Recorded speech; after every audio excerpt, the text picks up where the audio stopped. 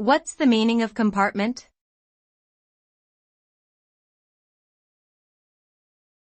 Compartment.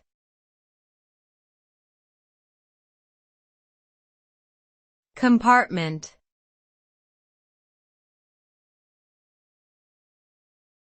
Compartment.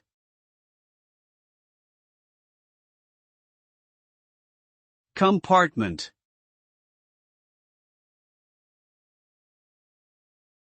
A compartment is a defined space within a larger area, typically used for storage or separation of items.